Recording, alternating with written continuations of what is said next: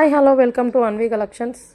క్యాట్లాగ్లో photos ఇలా upload చేయకపోతే catalogue reject అవుతుంది. సో ఈ వీడియో మొత్తం చూడండి, కంప్లీట్ డీటెయిల్స్ చెప్తాను. నిన్న మనం కేటగిరీ ఎలా సెలెక్ట్ చేయాలి అనేది వీడియో చూసాం కదా. ఇవాళ ఫొటోస్ ఎలా అప్లోడ్ చేయాలి అనేది చూద్దాము.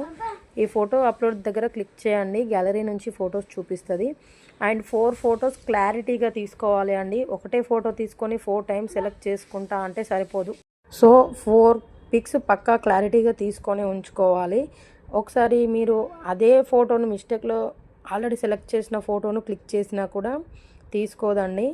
ఇక్కడ నాకు ఫొటోస్ అప్లోడ్ చేస్తుంటే పక్కన మళ్ళీ ఆప్షన్ అప్లోడ్ అని చూపిస్తుంది కదా. అప్లోడ్ మీద క్లిక్ చేస్తే మళ్ళీ నెక్స్ట్ ఫోటోకి డైరెక్ట్ గ్యాలరీకి వెళ్ళిపోతుంది.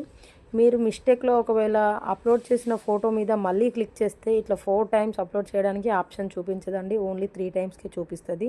3 అయినా పర్లేదు, but 4 times 4 types photos upload చేస్తే చూసే కస్టమర్స్కి కూడా బాగుంది అనేది క్లారిటీ ఫోటో కనిపిస్తుంది కాబట్టి సో ఆర్డర్ చేసుకునే ఛాన్సెస్ ఎక్కువగా ఉంటాయి.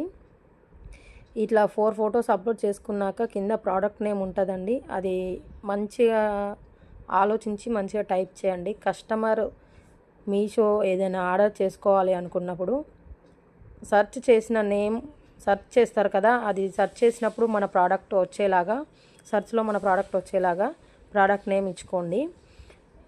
మన నార్మల్గా సింపుల్గా ఏదైనా మంచి నేమ్ ఇవ్వండి. ఇయర్ రింగ్స్ క్లారిటీగా ఉండాలి, మన జ్యువెలరీ ఏది అనేది క్లారిటీగా ఉండాలి.